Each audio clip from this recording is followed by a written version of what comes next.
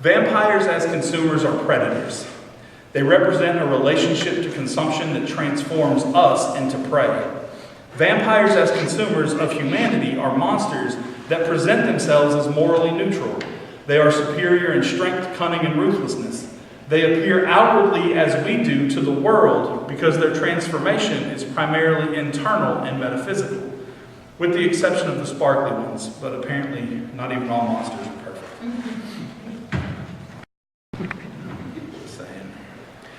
This is especially true of more modern vampire examples in pop culture. To make the point more strongly, consider that some vampires today struggle with their consumptive habits. They are vegetarians, or at least they don't eat humans. Some of them have scientific fixes like True Blood, and though they do still consume lowly non-human animals, they remain among us as predatory strangers capable of exerting their will over and against our own to consume us. The vampire, traditionally understood, is a creature recognized by the deformity of its physical being, but those contortions of its physical being do not render it unknowable to us. Therefore, it remains merely strange. Its long nails, fanged teeth, pale skin, think of Nosferatu or the early Bela Lugosi Draculas, right? The lack of a reflection might be the most significant aspect of vampiric monstrosity where philosophy is concerned.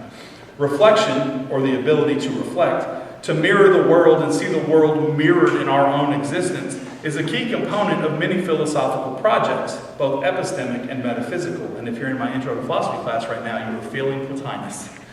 Right? To lose the ability to reflect goes a long way to explain the strangeness of vampires, where we mean the cold, calculating predator. Werewolves as consumers are predators as well, but they are a different token. Where the vampire is an ontological and metaphysical existence superior to ours, werewolves are humans with a strange quirk. That quirk, however, betokens an existence that is deeply connected to the environment. This in itself is not enough to mark the werewolf out as distinctive. Vampires, for example, are thought to be able to transform into bats and mists to conceal their predation, but vampires exist beyond human experience and existence. Vampires are a strangeness precisely because of how they exist beyond humanness. Werewolves are similarly connected to natural phenomena, but unlike vampires, werewolves are only mostly in control of their non-humanness.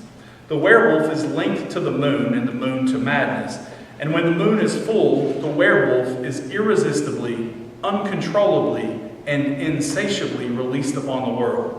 Though it bears noting here that both the vampire and the werewolf have special relationships with the moon and darkness, it is more relevant to our discussion that what the vampire represents is a level of control over their own being that the werewolf does not possess. A werewolf is terrifying because, however briefly, it is a being who is entirely dominated by and at the mercy of its appetites. The werewolf is anathema to the Socratic notion of the philosophical life. But the werewolf is more human, it is more like us than vampires are, and as a result captures a different aspect of consumption that lies at the heart of the human experience, insatiability.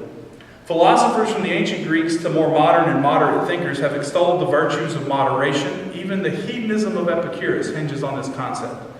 This is because the insatiability of our desires, especially our most base and basic desires, one might say our animalistic desires, is our own personal purgatory. The werewolf's cyclical lunar existence parallels our own internal cycles of need, desire, and satiety. Zombies, as consumers, hold the top spot in terms of personalizing the horror of consumption. Zombies are routinely interpreted as consumers devoid of humanity pursuing their consumptive goals single-mindedly, or perhaps mindlessly, like capitalist consumers. The zombie is a maligned and malformed husk of humanity driven by this primal need to consume, even if the attempt to consume results in its own destruction. Even passing familiarity with shows like The Walking Dead bear this out, this interpretation. Though zombies find their origin point in the narratives of nuclear radiation or epidemics, the result is a thoroughly recognizable, though completely strange, consumer. Speaking of The Walking Dead, in both the graphic novel and television versions, early survivors of the zombie apocalypse struggle to understand the nature of the zombies, with some of the survivors going so far as to attempt to cure or otherwise save them. Many survivors show remorse for having to bludgeon a zombie to death. Pause for a moment to consider this notion of remorse. No one ever feels bad about killing Dracula. To derive a sympathetic audience for the vampire, we had to make them teenagers, give them a brooding sense of melancholy, make them introspective, and vegetarian. Werewolves are more sympathetic primarily because their actions are seen as the loss of a struggle to control themselves, resulting in doing things they wouldn't normally do. Werewolves typically come across as good people with a bad secret. The same is not true of vampires that are cast as predators acting on a different instinctual impulse. Zombies are the ultimate stranger in that regard. They are humans, emptied of humanity, devoid of concern for themselves or the world around them, gnashing their teeth unrepentantly, acting to destroy for an insatiable need. Do you recognize yourself yet? More importantly, the zombie as consumer functions culturally in a way that other monsters do not. Zombies erase the social divisions of race, class, and gender. The survivors of the zombie apocalypse are forced to set aside their differences to overcome the threat posed to them by the zombie. What, in its most general conception, is a zombie? It's a living dead thing. A thing that exists and whose existence betokens the inevitability of our own eventual death at the hands of human activity. Strange indeed.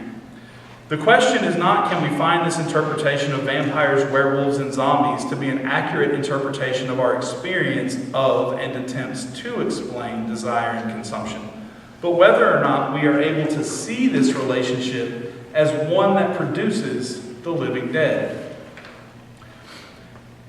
That is, produces the dead zones that betoken our own eventual deaths as a result of our inability to wrestle with human desire and consumption.